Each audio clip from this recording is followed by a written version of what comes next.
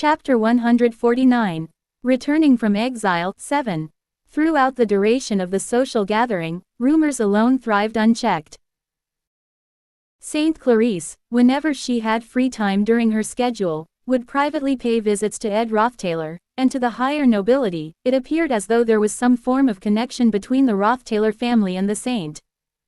Indeed, considering the magnitude of power held by the continent's greatest authorities, it wouldn't have been odd for them to have some form of exchange with the religious sect.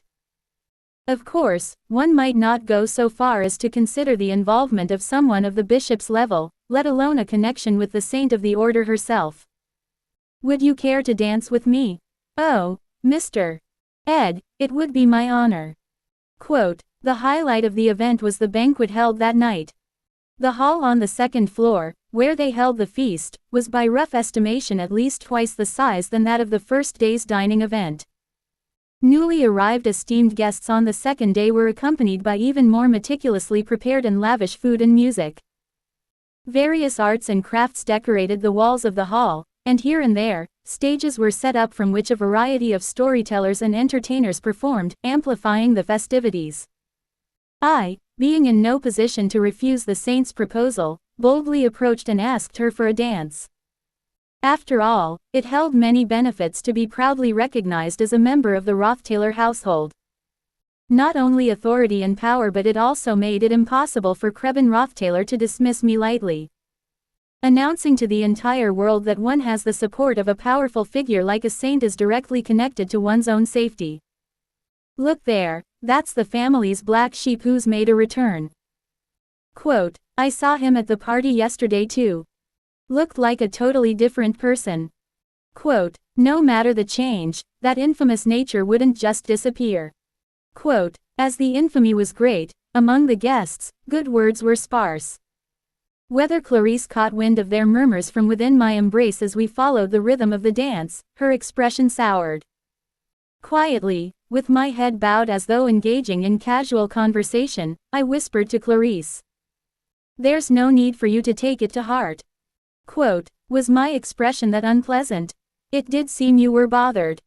Quote, "It made me wonder if I've done something unnecessary." Quote, I followed Clarice's steps in time with the music. Although she seemed unaccustomed to dancing, I managed to match her movements adequately.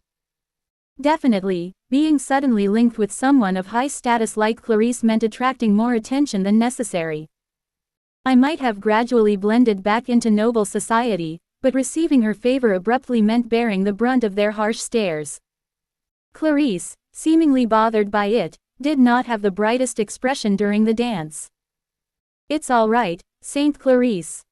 Whatever it is, you've been a great help to me." Quote, "If that is so, then I am glad. Should you need anything else, don't hesitate to call on me.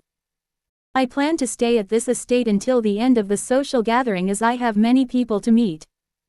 Quote, Clarice was a guest of honor, unwavering in the face of even Krebin Roththaler. Her authority could lend a significant voice at critical moments. As the dance concluded and the music came to an end, she looked at me regretfully and tugged at my sleeve.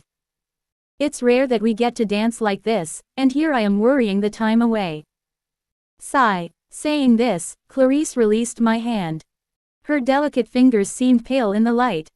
"There's still much of the gathering left, so let's talk again, Mr. Ed." Quote, "It would be my honor, Saint Clarice." Quote, after escorting Clarice back to her seat, I slipped away from the center of the crowd. The intense gaze of the observing nobles felt heavy upon me.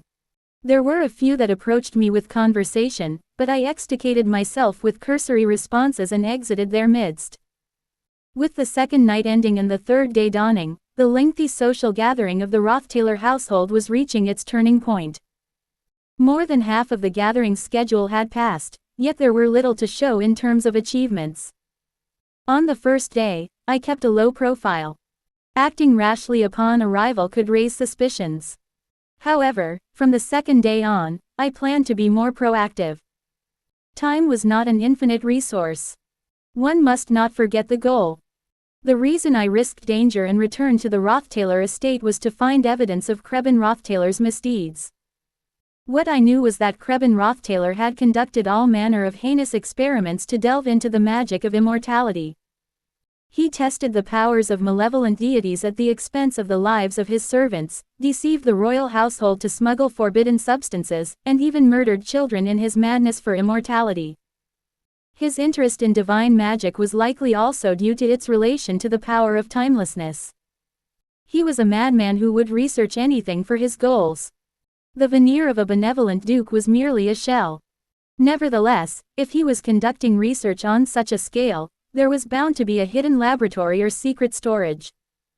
It was likely situated within his own estate, where it could be managed easily and frequently accessed. Busy as ever, Ed Rothtaler. Quote, "It was the moment that I tried to quickly weave through the crowd and exit the party. It's strange that you have become the center of attention at the party, yet you don't take the chance to converse further with the guests." Quote, "Amidst the murmuring crowd, I was approached by Princess Sela, holding a glass of white wine. She leaned against a wall nonchalantly, watching the band that was preparing to play their next piece. Once again, my presence drew the focus of the event. Nobles, mindful of their dignity, feigned interest in other matters, but their fleeting glances betrayed the attention they still paid to me. Princess Sela. Quote, "Your eyes, they question why I speak to you. How refreshing." Quote, "After my private conversation with Saint Clarice, and a dance followed by a discussion with Princess Sela, my association with two individuals close to the pinnacle of spiritual and imperial authority, indeed drew the collective attention of those present. Personally, it was a situation where I struggled to keep my composure. Did you know, the common folk consider speaking with me once in their lifetime a source of lifelong pride. Considering that, your reaction could have been better. Quote, I too, take it as an honor, Princess Sela. Quote, you look so bothered, as if you're adding a nuisance to your list of tasks. Quote, an unnecessarily perceptive woman, she was. Sidelong, I glanced at the terrace. The moon was high in the sky. Afterward, I planned to slip away discreetly from the banquet to meet up with Yenica waiting outside. Then, under the guise of being unwell, I would abscond to my chamber with an excuse to secretly infiltrate Krebin's study. The plan with Yenica had already been finalized. It doesn't seem very wise to leave such a splendid gala for the outside. Quote, I appreciate your insight, but I am somewhat ill, I plan to rest a bit into the night before returning. Quote, is that so? You seemed quite well while dancing with Saint Clarice. Quote, at her words, I closed my mouth and simply gazed at Princess Sela, who chuckled and clapped her hands. Ha ha, I jest. Do laugh along. Quote, I'm afraid I lack a sense of humor. Quote, one could say that's dull. Or perhaps to put it kindly, you're just serious. Well, it seems your luck in female companionship is rather good. Quote, Princess Sela set down her wine glass, eyeing the orchestra that was settling into their next composition. A beautiful strain of violin commenced, with other instruments then augmenting the melody in an elegant harmony. Lost as if to the music, Sela drew closer, whispering into my ear. I'm sure it's obvious you're going out to have your way with that commoner woman from before, right? Indeed, she was correct in assuming I had plans with Yenica, although, in a vastly different manner than Sela imagined. Nonetheless, my time was limited. Krebin was one to visit his study habitually whether morning or afternoon. It was only during such events, where he couldn't leave his host duties, that I would have a chance to safely investigate his study. You've often said how beneficial it would be to your advancement to keep company with your equals. Quote, I appreciate your advice. I'll bear it in mind and act carefully. Quote, how about we test whether that's an empty promise? Pardon. Princess Sela carelessly plopped her glass onto a banquet table. Then suddenly, the glass teetered and toppled, spilling onto the fine tablecloth. The surrounding guests were startled, and for a moment, all eyes in the banquet hall were drawn to the scene. The spilled wine soaked the expensive cloth, and the attending servants quickly began to clean up the mess. The first-rate staff were quick with their duties, but they could not so easily undo the attention already drawn. Seizing the moment, Princess Sela spoke up. Shall we share a dance? Silence once again enveloped the space. I've noticed you have a knack for dancing. Quote, in that brief quiet, I saw the wide-eyed expression of Saint Clarice. It was customary for men to ask women to dance, preferably with a man of lower social standing inviting a woman of higher social rank. It's not entirely common for a woman of significant stature like Sella to boldly make the dance request, especially not to me, having just finished a dance with Saint Clarice. Being associated with the saint alone demanded attention, but adding another dance with Sella would certainly bring the party's focus onto me. More importantly, my partner was Princess Sella, the Frost Princess herself. Desired by all sorts of high-ranking nobles for even a word of conversation. Clarel's first imperial princess, Chloris, was stomping her feet in frustration. It was unthinkable that anyone at the event would decline the offer to dance with her. I dare not take the hand of the first princess. My current condition is not good, and I fear I would only cause inconvenience. Quote, with those words, I politely bowed to Sella and made my leave from the party hall. Although no one made it obvious, there was an unusual current of whispers fluttering amongst the partygoers. Just after Ed Roththaler left the ballroom, Sella stood alone by the door, her expression one of incredulity. He had refused the dance invitation of a first princess. Though he politely declined, giving seemingly plausible reasons, a refusal was still a refusal. Did you just see that? He refused the dance request of Princess Sella. Am I mistaken? Didn't he dance with Saint Clarice? Did something happen to him in the meantime? To converse with Princess Sella is an opportunity. I would go out to dance even if I were to lose an arm. Single quote. Amidst the murmuring nobility, Sella scoffed. His insolence knows no bounds. Single quote. She had not known of his connections to Saint Clarice. Sella had intended to win Ed over, as he seemed to be a confidant of the influential Princess Fionia and had built a special relationship with the saint. Despite her efforts to approach him, Ed Roththaler shrugged off her advances effortlessly and left. His attitude was too bold in the presence of Chloral Empire's first princess. One could empathize with being occupied, but this was crossing a line. However, you can't just express anger overtly. Even if tomorrow brings the end of the world, a royal must maintain their grace and dignity. A golden opportunity kicked away with his own feet. Single quote. Sella picked up a new glass of wine and laughed in her stately manner. The surrounding nobility, cautious of her mood, hesitated to speak up. Meanwhile, Saint Clarice witnessed the events, her head bowed, struggling to contain her laughter, though to others she might have seemed overwhelmed by the sudden developments. Having danced with Clarice but not with the noble princess had unexpectedly taken her breath away. Truly, it was an odd circumstance. Well, once more into the fray. Single quote. Sella straightened her attire and mingled back into the crowd. Having connections to Saint Clarice was indeed surprising, but it was foolish to challenge the presence of a princess over that alone. At the moment, the nobles gathered here were all watching Sella's cues, including Ed's father, Krebin Roththaler. It would not be difficult for her to sway public opinion to bury Ed Roththaler under his arrogance. But for now, she would focus on other connections first. Legion Commander Magnus and Investor Roland. While she must maintain a friendly exterior with Saint Clarice, she was determined to win the latter two over into her inner circle. This social gathering was an exceptional opportunity.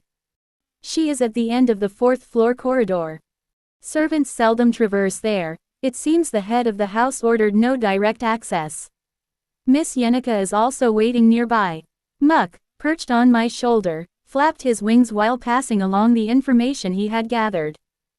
The Roththaler mansion at night buzzed with the to and fro of numerous servants, but the higher the floors, the less bustling it was. Most of the essential facilities were located on the lower floors. The six-story Roththaler mansion became more private the higher one went, utilized only by the family insiders. Up to the third floor was accessible to guests. Thus, wandering outside guests did not attract undue attention. However, starting from the fourth floor, the attempt by outsiders to enter would be immediately checked by the servants. Of course, as someone from inside the Rothtaler family, I could move freely. Master Ed, I heard you're not feeling well. Quote, you can leave, I'll manage on my own. Quote, yes, understood. Quote, effortlessly convincing encountered servants to step aside, I reached the private library of Krebin, at the corner of the 4th floor. What comfort it was to have authority to walk in directly. Before entering the study, I turned and unlocked all the latches on the corridor windows. Click. As a result, one of the windows opened. A girl, riding a spirit in the form of a sizable eagle, squeezed herself through and into the corridor. Without a doubt, she was Yenica, now as familiar as family. Yenica was clad in a tidy azure skirt and a pristine white blouse, coming straight from the party as it seemed. How did you manage to slip away? Unlike Ed, if someone like me disappears, nobody bothers to notice. I came early to scout around, no one's come by. Quote, and Lucy, she's sleeping on the roof. Quote, so she was up there, on the top of this grand building. It was hardly anything new. Detecting the mansion's magical energy and ready to intercept any anomaly instantly, it's more convenient for her to be at the top. She likely had already prepared to barge in at a moment's notice. She might appear lazy and hopeless, but in critical moments, she's utterly reliable. With a curt nod, I turned the doorknob and pushed open the door. It creaked slowly as it revealed the inside. Regularly used, the door wasn't locked. After all, from the 4th floor corner onwards, it's restricted to non-insiders. I swung the door wide open. And in the center of the study sat Krebin Rothtaler at his executive desk. Oh, Yenica quickly covered her mouth with both hands, trying not to gasp. I stood still, holding the doorknob, trying not to show my alarm. You're here. Quote, it was Krebin, who until moments before had been hosting the party. It made no sense for a host to leave such a grand affair. Even less so to retreat to his study to read books, unless there was another reason. This clearly indicated that he had anticipated my visit. Let's have a private talk, just the two of us, no one else around. Quote, Krebin closed the book and placed it on his desk before speaking calmly. I'm curious about your story, how you survived the innumerable trials and returned in triumph. Father. Quote, the following remark caught both Yenica and myself off guard. So you still call me, Father? Quote, he never thought of me as Ed Rothtaler to begin with. There are many ways to flee from the burden of family. No matter what, the fact that my son Ed Rothtaler disgracefully fled remains unchanged. I can tell for certain. So I must ask. Quote, behind to the study's window, the full moon shone brightly, casting its calm light. Who are you? Carefully, I reached for the dagger hidden in my thigh holster while adopting a defensive stance. To my dear brother Ed Rothtaler, whom I cherish so dearly. It has been over a week since the baptism ceremony, and you are now officially in the heir's position. With two such exceptional brothers, I sometimes wonder if I can continue to hold my position as the eldest child and successor. Either way, Tanya is still far from maturing, so your role, Ed, is going to be more important. Seems like it was just yesterday that Tanya started to scribble, and now she's already beginning magic training. Time flies, doesn't it? It's been over 3 years since we began corresponding with letters. Had I known our note exchanges at the door would last this long, I would have asked the servants to deliver letters from the beginning. But then you'd grumble about the lack of romance. Always so peculiar. Life in the tower is claustrophobic in many ways, but I'm coping. Recently, I've been more prone to weakness and minor illnesses, but not as badly as before. On the other hand, I've made progress in sword and magic training. Remember when everyone worried when I insisted on wielding a greatsword worthy of my upper body? Now I'm comfortable with weight reduction magic and can handle the sword like it's part of me. During the last ceremony, I even demonstrated ceremonial swordsmanship with the ceremonial greatsword. The elders were impressed. They all wish to see your face, Ed. I hope you and Father can make some progress, too. It's hard being caught between you two. Regardless of how you feel, I believe our Father has grand dreams and visions. Following and trusting Him is a duty we have as a family. Please, don't use such harsh words. I won't call you, Father, again unless I'm reborn. It's heartbreaking to see such harsh words exchanged within a family. Please, apologize next time you have the chance. Father, looking into your Sylvania school enrollment isn't entirely a good thing. It's just a way to dismiss troubles to faraway Akan Island. I don't want our family to be torn apart, above all else. Remember what you said, that you'd enroll in Sylvania as soon as you were of age. You can study magic here at the Rothtaylor estate. Please, think it over carefully. We're bound by the ties of family till death, don't take that connection lightly. I'll write again soon. Your only sister, Arwen Rothtaylor.